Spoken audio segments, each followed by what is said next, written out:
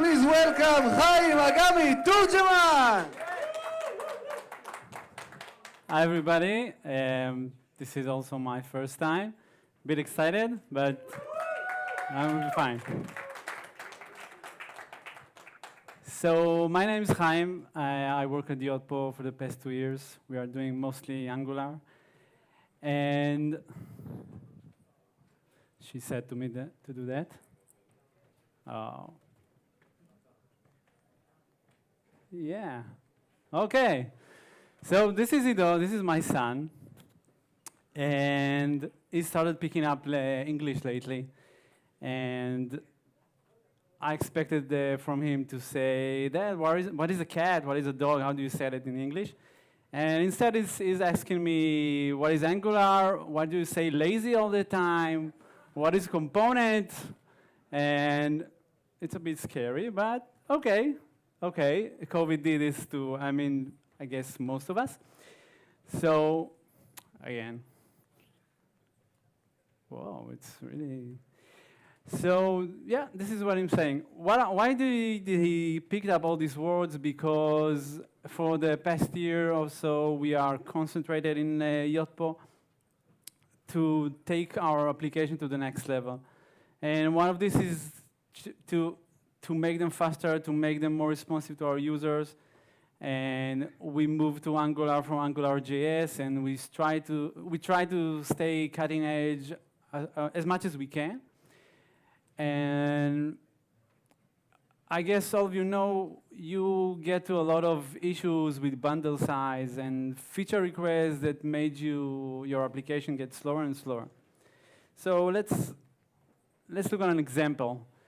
When we started the new product, the screen looked like this. We had a few text boxes and a few buttons, and everything was great. And after a while, we got the new feature request. Hey, guys, please add me an emoji picker to our text boxes. It will be great for our users. They really love that. And who is here is an optimistic developer? Yeah, everybody. I'm the king of the optimistics, and of course, no problem, piece of cake. I guess you know that by heart. So we added a picker module to our module. We added the component to the HTML, and you know what? It was actually a piece of cake. So voila, we had an emoji picker, piece of cake, as we said. After a few weeks, again, another feature request. Please add a tag picker to our text boxes. It will be great. I don't have to say the next line. Piece of cake. Piece of cake, yeah. we seem to love cake very much. So you understand that something is wrong here. We need to do something about these small features that are entered to our page all the time, and we want to give the user the best experience they can. Whoa, lots of people, yeah. So you might familiar. We had the merge tag picker, of course, and yeah, yada yada yada. Voila, tag picker, great. And you probably understand that from being this fancy car and fast car, not immediately, but over time, moved to look like this. The boxes here are on purpose. This is the small feature that we get all the time. So we're here to talk about what can be done about that. Maybe most of you already doing that. That's great. But if you're not, then it's good that you're here. So first thing first, let's make our component dynamically loaded runtime. Okay, Angular now start to parse the template and wants to know what it wants to compile. So we need at first at least get it out of the template. So we need to dynamically load that component. So for that, we have the ComponentFactory resolver and the ComponentFactory itself. We can get it from the constructor and the component resolve a ComponentFactory. I think I have some arrows on that. Yeah. And then we have a view container ref. It's like some kind of an anchor in our page. We clear the container ref so there's no other component there. And then we add the component using the create component method on the view container ref. This is great. This is what we wanted, but it's not the whole solution because it's not lazy loaded like that, and most of our problem is lazy loading this stuff. So, yeah. So lazy is another word that my son already understands, but what he failed to understand why it's a good thing. I'm saying to everybody, hey, let's lazy load that. And he's saying, Dad, why are you so enthusiastic about lazy? So yeah, lazy is energy efficient in our case. And before the next slide, before Angular IV, the compiler needed the template to understand the compile context. So the components was inherently tied to a module, and we couldn't do anything about it. And this is just an example for what it was until Angular 9. We needed the ng module factory loader to load our module. And this is a special feature of Angular at that time. And we load the module, we get the entry component, a module instance, and from that we get a component factory like we saw before for the next method. So this is already been deprecated from Angular 9, and we'll get it in a minute. And then came Ivy. Ivy Angular 9 was introduced a few years ago, and I don't know which of you still, I mean, most of you, I guess, are Angular 9 and above. And Ivy came and started a journey for us to be able to create standalone components. It changed the way the compiler look at the template and understand the context. So basically, we don't need modules anymore. It's not still the case, and at least not in Angular 13. It will be in the future, but Angular team didn't say when, but they're working on it. And this gave us the ability to ditch the module loading part of the whole scenario. So from Angular 9, ng module factory loader was deprecated. It's still there. You can still use it if you are 9, but it's deprecated. And you can see that now we just need the resolver. We can inject it from the constructor. And then using JavaScript native import method, we can just import the component itself. And when it resolves, we can use the component factory resolver and a component factory. So to create a component inside one of our anchors that we defined, which is a view container. Okay, so this is post-Ivy. This is Angular 9.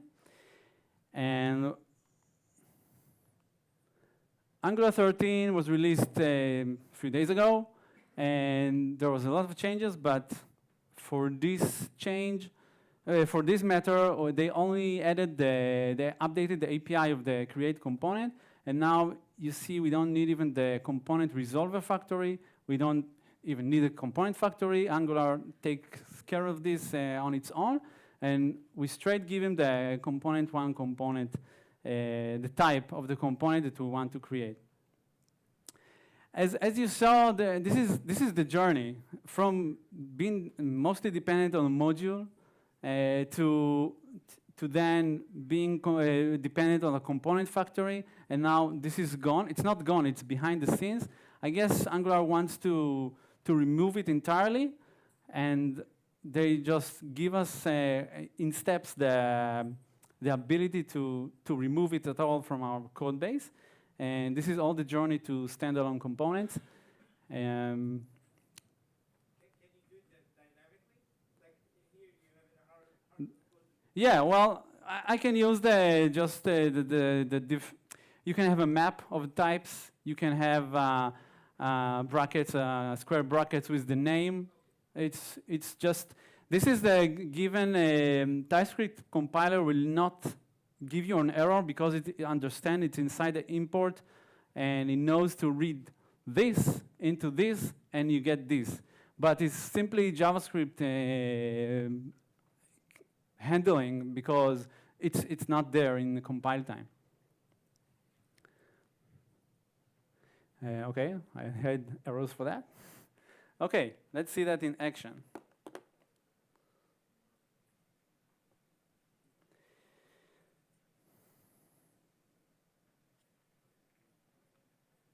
So first, yeah, this is a not lazy sample. Okay, you see it's not lazy.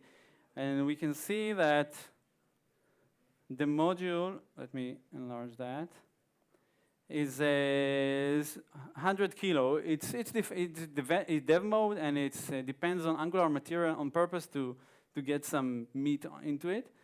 And when I click on my Yoda-san and a single component, you can see that it's already loaded to the browser and no lazy loaded magic happens.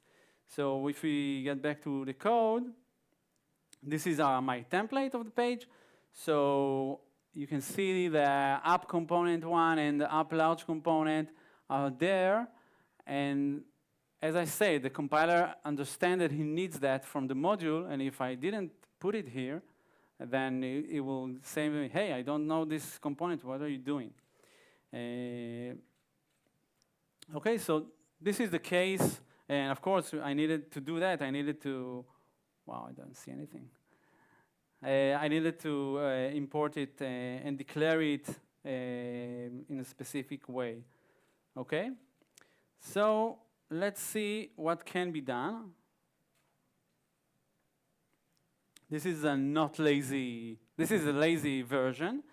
We can get an ng container with some reference. There's a lot of ways to do that specifically, but this is one of them. And then we get it as a view container ref.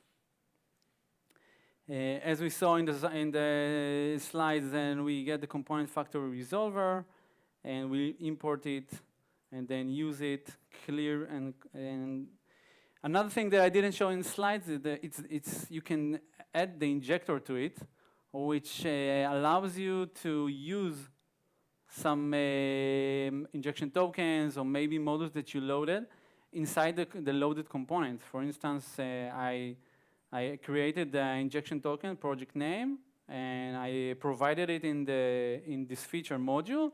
I call it Angular app. And you can see in the component that I use the project name after I injected it in the constructor. So giving the create component method the injector allows the component to enter the injection tree of all the application and use what is available for it. So let me compile it. I on purpose it wasn't running. Oh, before I compile it, I want to show you that you can see the IntelliJ tell me that something is wrong. Some small component is not declared in any Angular module. Okay, we can live with that. Okay, I didn't declare it anywhere. And we can see already that Webpack is smart enough to make bundles according to the import statement. So this is the two features modules. And I have the small component and the large component. And you can see already that the sizes of the modules change. So let's view it here. So now we have the module, which is 300 kilo. And when I load the single component, I get a small bundle, of course. And this is depends on material, so I get another 400K. you can imagine that if you use some niche components in your page, like I showed you with the emoji picker, this can save you a few hundred of Ks in loading time, and in some cases it's crucial. And if you have a lot of this, it's even more crucial, of course. Okay, I have 30 minutes, apparently. Before I finish, I want to show you another option to use that. Another method that can be used for this scenario is the render component. Okay, is theta render component. I just aliased it so it will be English.